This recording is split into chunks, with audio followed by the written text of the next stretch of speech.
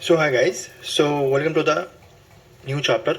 सो इस चैप्टर में हम लोग सीखेंगे वॉल्यूम को कैसे एनालाइज कर सकते हैं एंड वॉल्यूम का एक्चुअली कैसे हम लोग यूज़ कर सकते हैं हमारे ट्रेड।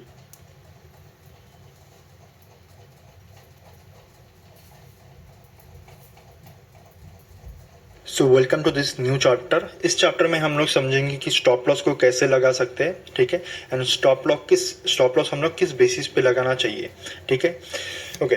तो एंड स्टॉप लॉस का इंपॉर्टेंस क्या है वो भी यहाँ पर डिस्कस करते हैं, ठीक है।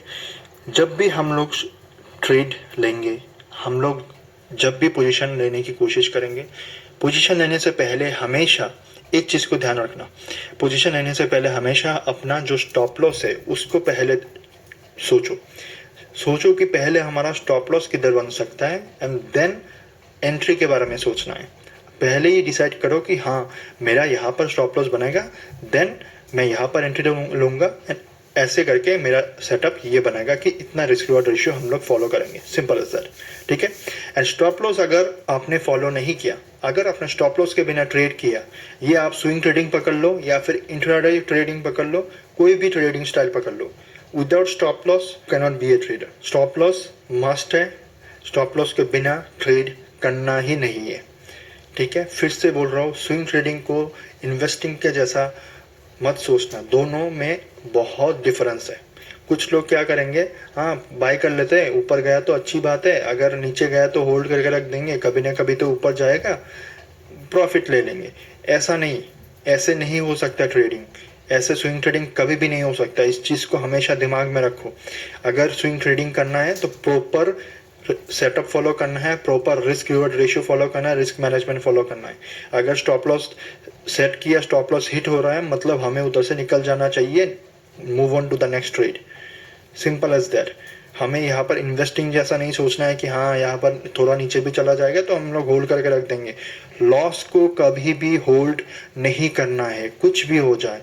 You should not hold your losers, you should always hold your winners. इस चीज़ को हमेशा दिमाग में रखो, अपने विनिंग पोजीशन को होल्ड में रखो, लूजिंग पोजीशन को नहीं। लोग इसका उल्टा कर लेते हैं, ठीक है, अपने लूजर्स को होल्ड करके रख देते हैं एंड विनर्स को थोड़ा प्रॉफिट में निकल जाते हैं। ऐसा नहीं करना है। अपना जो लॉस है वो छोटे में कट ऑफ करना है एंड जो विनर्स है उनको होल्ड करके रखना है। एंड कैसे होल्ड करना है वो भी आगे समझेंगे ट्रेलिंग स्टॉप लॉस स्ट्रेटेजी में, ठीक है।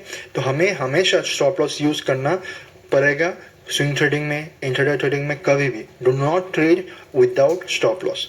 अभी समझते हैं चार्ट में कि कैसे हम लोग स्टॉप लॉस को सेट करेंगे, कैसे हम लोग स्टॉप लॉस को डिसाइड करेंगे, हमारा साइकोलॉजी कैसे काम करना चाहिए स्टॉप लॉस डिसाइड करने का टाइम, ठीक है। तो यहाँ पर ये चार्ट है, जैसे कि ये इंडियन होटल का चार्ट है, ठीक है। इसी पे हम लोग एग्जांपल देते हैं कि ये ब्रेकआउट था, तो यहाँ पर मेरा क्या लॉजिक था, यहाँ पर मेरा क्या साइकोलॉजी बन रहा था, मैं कैसे ट्रेड प्लान किया था। तो मैंने सोचा कि इसका यहाँ पर ब्रेकआउट हुआ है, क्लोजिंग दिया है डेली कैंडल, तो स्टॉप लॉस बनना चाहिए। ये जो सपोर्ट रेजिस्टेंस टनल है, ठीक है, इसका ब्रेकआउट हुआ है तो मतलब ये अभी सपोर्ट जैसा एक्ट करना चाहिए। अगर प्राइस वापस भी आता है तो इसका पोटेंशियल बनेगा कि ये सपोर्ट जैसा एक्ट करना चाहिए, इसका हाई प्रोबेबिलिटी बनेगा, ठीक है। तो अगर इसका हाई प्रोबेबिलिटी बनता है तो मेरा स्टॉप लॉस बनना चाहिए कि इस सपोर्टिंग ट्रेंड लाइन को जो बनने वाला है, support as a support act करने वाला है, अगर रिटेस्ट किया तो उसके नीचे रहना चाहिए मेरा स्टॉप लॉस, राइट। तो मैं यहाँ पर एंट्री लेता हूँ, ठीक है, मेरा स्टॉप लॉस बनेगा यहाँ पर, ठीक है, यहाँ पर बन गया मेरा स्टॉप लॉस, ओके। अगर प्राइस नीचे भी आता है तो यहाँ पर से प्राइस बाउंस करके ऊपर जाना चाहिए एंड अगर स्टॉप लॉस हिट होता है तो सिंपल मैं यहाँ से निकल जाऊंगा, 1000 रुपये का लॉस लेके, 1000 का लॉस लेके मैं यहाँ से निकल जाऊंगा, सिंपल एज दैट, ओके। तो यहाँ पर आप देख सकते हो कि यहाँ पर मैंने एंट्री लिया, मेरा स्टॉप लॉस यहाँ पर है एंड प्राइस ऊपर तक गया, ठीक है। अभी यहाँ पर जितना क्वांटिटी शो करेगा, जैसे मैंने अपना रिस्क रिवार्ड रेशियो को फॉलो किया है, बताया है कि कैसे करना है, क्वांटिटी पोजीशन साइजिंग कैसे करना है, यहाँ पर देख के हमें अपना क्वांटिटी लेना है। स्टॉप लॉस जो भी डिसाइड करोगे उसके हिसाब से तुम्हें क्वांटिटी शो करेगा एंड उसी को हमें ट्रेड करना है, ठीक है। तो यहाँ पर होगा कि जैसे यहाँ पर इस रेजिस्टेंस को ब्रेकआउट हुआ है, हमारा यहाँ पर साइकोलॉजी ऐसा बनना है कि यहाँ पर जो सेलर्स थे, ठीक है, यहाँ पर सेलर्स थे जो प्राइस को नीचे लेके आ रहा था, वो निकल गए, ठीक है। कैसे? इस लेवल से सेलर्स एक्टिवेट हो रहा था, ठीक है। सेलर्स का माइंडसेट था कि यहाँ पर से प्राइस नीचे लेके जाना है, हम लोग शॉर्ट सेल करेंगे, ठीक है। शॉर्ट सेल करेंगे, सेलर्स का माइंडसेट ऐसा है कि यहाँ पर से तो हम लोग शॉर्टिंग करेंगे, सिंपल एज दैट, ओके।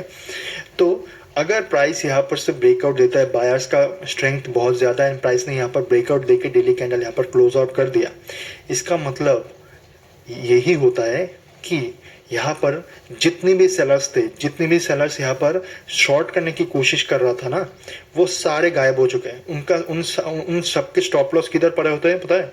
कि यहाँ पर जो स्टॉप लॉस है, अरे यहाँ पर जो सेलर्स है एक्टिवेट हो रहा है, उनका स्टॉप लॉस बनाएगा यहाँ पर, ठीक है। यहाँ पर उनका स्टॉप लॉस बनाएगा, यहाँ पर जो सेलर्स एक्टिवेट हुआ उनका स्टॉप लॉस यहाँ पर बनाएगा। अगर यहाँ पर जो सेलर्स ट्राई कर रहा था यहाँ से शॉर्ट सेल करने का, वो अगर शॉर्ट भी किया होगा तो उनका स्टॉप लॉस बनेगा इसके ऊपर, ओके। अभी यहाँ पर बायर्स का स्ट्रेंथ बन चुका है, ठीक है। बायर्स यहाँ पर क्या किया, प्राइस को ऊपर लेके गया, एंड यहाँ पर जितने भी सेलर्स के स्टॉप लॉस थे वो सारे ट्रिगर होने लगा। एक सेलर जब सेल करता है तो उनका पोजीशन क्या होता है, सेल होता है, एंड जब प्राइस को एग्जिट करता है तो उनका बाय ट्रिगर होता है, ठीक है। तो क्या हुआ, जैसे जैसे सेलर्स का स्टॉप लॉस ट्रिगर होगा तो ये बाइंग ट्रिगर करेगा, ठीक है। तो बाइंग ट्रिगर करने के कारण प्राइस रैपिडली ऊपर जाएगा। तो हमारा यहाँ पर क्या साइकोलॉजी बनता है कि यहाँ पर से सेलर्स गायब हो जाना चाहिए, गायब हो चुका है ऑलमोस्ट, ठीक है। जैसे यहाँ पर अगर प्राइस ने क्लोजिंग दे दिया डेली कैंडल, मतलब यहाँ पर से सेलर्स गायब होने का हाई प्रोबेबिलिटी बन चुका है। तो हमारा स्टॉप लॉस बनना चाहिए इसके नीचे, ठीक है। तो अगर प्राइस नीचे भी आया तो ये यहाँ पर से प्राइस सपोर्ट लेके ऊपर जा सकता है। तो ये होता है हमारा साइकोलॉजी, ठीक है। तो हम लोग इसको ऐसे ट्रेड करते हैं, हमारा स्टॉप लॉस ऐसे बनता है। अभी इधर सेम टू सेम अगर हम लोग इस ट्रेंड लाइन को ऐसे ड्रॉ करते हैं एंड हम लोग सोचते हैं कि इधर से सपोर्ट ले सकता है, सेम वे से अब यहाँ पर से जो बायर्स एक्टिवेट हो रहे थे उनका स्टॉप लॉस किधर बनेगा, इस ट्रेंड लाइन के नीचे, ठीक है। उनका स्टॉप लॉस, बायर का स्टॉप लॉस इस ट्रेंड लाइन के नीचे बनेगा। इन द सेम वे अगर ये बेयरिश मार्केट का फेज रहता तो यहाँ पर अगर इसका ब्रेकडाउन हो जाता तो जितने भी बायर्स है उनका स्टॉप लॉस हिट होता एंड यहाँ पर से सेलिंग ट्रिगर हो जाता, ठीक है। उसके रैपिड मूव से अच्छा खासा फॉल दिखने को मिलता। ऐसे हमें स्टॉप लॉस को डिसाइड करना पड़ता है, ठीक है। बहुत लोग ये गलती कर देते हैं कि मतलब ग्रिड के चक्कर में स्टॉप लॉस को बहुत छोटा ले लेते हैं कभी कभार, ठीक है। ऐसे करके स्टॉप लॉस अपना बहुत छोटा ले लेते हैं, यहाँ पर ऐसे छोटे ले लेंगे ऐसा करके कि बहुत कमा लेंगे। नहीं, ऐसा नहीं करना है। एंड बहुत लोग ना समझ के कुछ भी क्वांटिटी लेते हैं एंड थोड़ा ज़्यादा अपने लिमिट के बियॉन्ड जाके जब क्वांटिटी लोगे, प्राइस थोड़ा भी नीचे पुल बैक करेगा ना, आप पैनिक करने लगोगे कि ये कब ऊपर जाएगा, ये क्या हो रहा है, मतलब मेरा पोजीशन लॉस में चला गया, you will be in severe panic. तो ऐसे पैनिक सिचुएशन को अवॉइड करने के लिए करेक्ट क्वांटिटी लेना है एंड पोजीशन साइजिंग सही होना चाहिए, स्टॉप लॉस सही लेवल पे रहना चाहिए। अभी यहाँ पर मैंने आपको समझाया कि स्टॉप लॉस कैसे लगाना, ठीक है। एंड क्वांटिटी यहाँ पर देख रहे हो, पोजीशन साइजिंग में मैंने आपको एक्सप्लेन भी किया है, ओके। अगले एक और स्टॉक में चेक करते हैं। तो यहाँ पर देखो HDFC AMC, ठीक है, ओके। ये है HDFC AMC का चार्ट, करेक्ट। तो ओके, तो यहाँ पर आप देख सकते हो कि प्राइस इस लाइन को फॉलो कर रहा था, ठीक है। प्राइस यहाँ पर से बाउंस किया, देन यहाँ पर एक रिजेक्शन कैंडल फॉर्म किया, मतलब यहाँ पर लॉन्ग वीक फॉर्म किया एंड प्राइस वापस ऊपर गया। हमें इस ट्रेंड लाइन को तभी ड्रॉ कर लेना चाहिए, ठीक है। एंड जैसे जैसे आप मार्केट में टाइम बिताओगे, आपको इस ऐसे कैंडल देख के भी आपको समझ में आना शुरू हो जाएगा कि यहाँ पर से प्राइस ने सपोर्ट लिया है, ओके। एंड यहाँ पर एक ट्रेंड लाइन बन सकता है, आप पोटेंशियल ट्रेंड लाइन ड्रॉ कर सकते हो। एंड देन यहाँ पर आप फिर से देख सकते हो कि प्राइस ने यहाँ पर सपोर्ट लिया। अभी अगर प्राइस यहाँ पर से सपोर्ट लिया है तो मतलब यहाँ से बाइंग एक्टिवेट हो रहा है। यहाँ पर पहले ही आपने देखा कि यहाँ पर एक बाइंग एक्टिवेट हुआ, फिर से यहाँ पर से प्राइस ने बाउंस किया, मतलब यहाँ पर से बायर्स एक्टिवेट हो रहा है, करेक्ट। एंड बायर्स का अगर तुम यहाँ पर एंट्री लोगे तो तुम्हारा स्टॉप लॉस किधर बनेगा, लॉजिकली तुम्हारा स्टॉप लॉस बनना चाहिए इसके नीचे, मतलब इस ट्रेंड लाइन के नीचे, ठीक है। अगर प्राइस पुल बैक भी करेगा, हाई चांसेस यही बनेगा कि प्राइस इधर से बाउंस करेगा। अगर इसको ब्रेक डाउन करना ही है तो हम लोग स्टॉप लॉस लेके निकल जाएंगे। बट हमारा जो प्रोबेबिलिटी हाई है जो है कि अगर प्राइस नीचे आया तो यहाँ पर से बाउंस ले सकता है, ये हमारा प्लान है। अगर नीचे ये ब्रेक कर देता है तो हमारा स्टॉप लॉस हिट हो जाएगा, हम लोग इधर से निकल जाएंगे, सिंपल एज दैट। एंड हम लोग स्टॉप लॉस इसके नीचे इसीलिए हम लोग लगाएंगे क्योंकि ये लॉजिकली करेक्ट होता है। क्योंकि यहाँ पर आपको दिख रहा है कि बायर्स एक्टिवेट हो रहा है and buyers most of the time यही होगा कि इस ट्रेंड लाइन को ब्रेक नहीं करेगा। तो हम लोग इधर से बाइंग ट्रिगर करेंगे। यहाँ पर हम लोग stop loss, logical stop loss बन रहा है एंड हमारा टारगेट बन रहा है पहला ये, ठीक है। ऑलमोस्ट 9%, 1:2.72, मतलब ऑलमोस्ट 1:3 मिल रहा है। तो ऐसे करके हमारा स्टॉप लॉस लॉजिकली बनना चाहिए। इन द सेम वे अभी देखो यहाँ पर एक स्ट्रक्चर फॉर्म हुआ, ठीक है, ये एक ट्राइंगल जैसा फॉर्मेशन हुआ, ठीक है, इस लेवल का ब्रेकआउट हुआ है।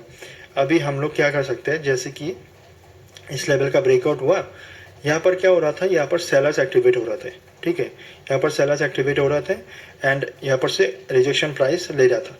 हमें क्या करना चाहिए, अगर इसमें हम लोग एंट्री लेते तो ये जो ब्रेकआउट कैंडल है इसमें हम लोग एंट्री ले सकते थे। एंड जो ये रिजेक्शन लेवल है जहाँ पर से सेलर्स एक्टिवेट हो रहे थे, सेलर्स का स्टॉप लॉस किधर रहेगा, इसके ऊपर रहेगा। तो मतलब इसका अगर यहाँ पर ब्रेकआउट हुआ है एंड प्राइस ने ऊपर क्लोजिंग दिया है, यहाँ पर चांसेस ये बन जाता है कि सारे सेलर्स का जो स्टॉप लॉस है वो ट्रिगर हो चुका है, ठीक है। इसी के वजह से यहाँ पर प्राइस क्लोजिंग दे पाया।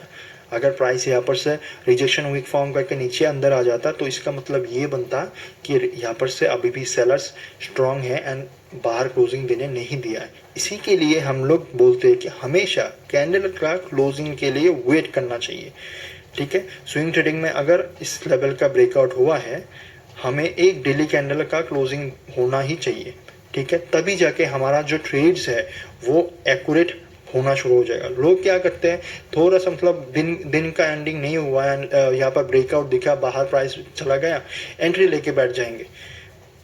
ऐसा नहीं करना चाहिए। हमें देखना चाहिए कि प्राइस डेली कैंडल के लेवल पे एंट्री ले रहा है कि नहीं, ठीक है। At the end of the day अगर वॉल्यूम भी अच्छा रहा एंड 315 के आसपास अगर देख रहे हो कि प्राइस अभी भी रेजिस्टेंस को ब्रेक करके बाहर ट्रेड कर रहा है, तब जाके आप उधर एंट्री ले सकते हो, ओके। सो आप यहाँ पर भी लॉजिकली हमारा स्टॉप लॉस बनेगा हमेशा इस रेजिस्टेंस के नीचे, ठीक है। जो ब्रेकआउट लेवल रहेगा उस ब्रेकआउट लेवल के नीचे लॉजिकली सही स्टॉप लॉस बनता है, ठीक है। इस चीज़ को हमेशा दिमाग में रखो, ओके। कोई और ट्रेड देखते हैं, भारत फोर्ज देखते हैं। भारत फोर्ज, ये मैंने एक स्ट्रक्चर फॉर्म बना के रखा था, ठीक है। यहाँ पर देखो, तो यहाँ पर क्या हो रहा है, एक ट्रायंगल का फॉर्मेशन हुआ, ठीक है। इस ट्रेंड लाइन से प्राइस रिजेक्शन फेस कर रहा था, ओके।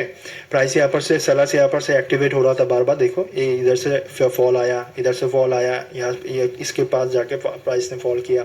मतलब यहाँ पर से बखूबी एक अच्छा खासा स्ट्रॉन्ग सेलर्स दिख रहा है। मतलब अभी हमारा साइकोलॉजी ऐसा बनता है कि अगर इस लेवल का ब्रेकआउट होगा तो मतलब यहाँ पर सिर्फ सेलर्स गायब होना शुरू हो जाएगा, सेलर्स का स्टॉप लॉस ट्रिगर होना शुरू हो जाएगा जो ऊपर लगा हुआ है।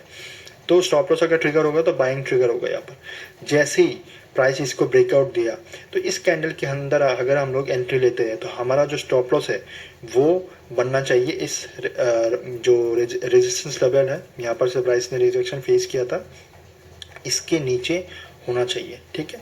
इसके नीचे, या फिर तुम छोटे से मतलब कम क्वांटिटी में यहाँ पर एंट्री ले सकते हो। जैसे 50% क्वांटिटी में आप यहाँ पर एंट्री ले सकते हो, ठीक है।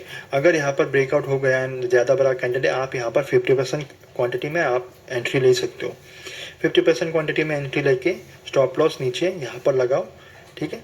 एंड अगर प्राइस वापस रिटेस्ट करने आया तो यहाँ पर से फिर से आप अपना एडिशन ऑफ क्वांटिटी ऐड कर सकते हो। तो हमारा जो पोजीशन है वो ऑन एन एवरेज हो जाएगा, बीच में आ जाएगा कहीं पे, ठीक है।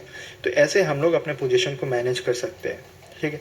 तो अभी हमारा जो लॉजिकल जो स्टॉप लॉस बन रहा है कि इस रेजिस्टेंस लाइन के नीचे होना चाहिए, इस लेवल के नीचे होना चाहिए, ठीक है। यहाँ पर से रेजिस्टेंस फेस किया प्राइस ने, ठीक है, एंड देन प्राइस ब्रेकआउट दिया एंड प्राइस अगर आया तो ये जो रेजिस्टेंस फेस किया था प्राइस ने, इस लेवल पे प्राइस सपोर्ट लेना चाहिए, ठीक है। यहाँ पर जो जितने भी सेलर्स थे वो तो गायब हो ही जाएगा, क्योंकि उनका स्टॉप लॉस कब का ट्रिगर हो चुका था, ठीक है।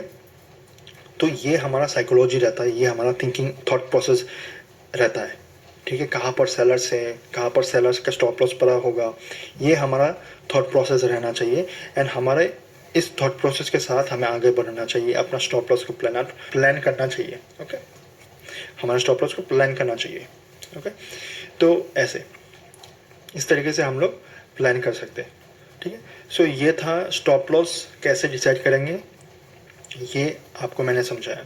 हमें देखना है कि कहाँ पर बायर्स एक्टिवेट हो रहा है, कहाँ पर सेलर्स एक्टिवेट हो रहा है। अगर सेलर्स एक्टिवेट हो रहा है और उसका ब्रेकआउट हुआ है रेजिस्टेंस का, मतलब उस रेजिस्टेंस के नीचे जो ब्रेकआउट लेवल है उसके नीचे हमारा स्टॉप लॉस बनता है लॉजिकली, ठीक है। क्योंकि उसके नीचे अभी बायर्स का स्टॉप लॉस बनेगा, ठीक है। एंड स्टॉप लॉस में थोड़ा गैपिंग रहेगा बेस्ड ऑन लेवल्स, ठीक है, जैसे मैंने आपको समझाया। इस वीडियो को एक और बार देखो समझने के लिए, ओके। तो ये था स्टॉप लॉस का चैप्टर, अगले चैप्टर में मिलते हैं।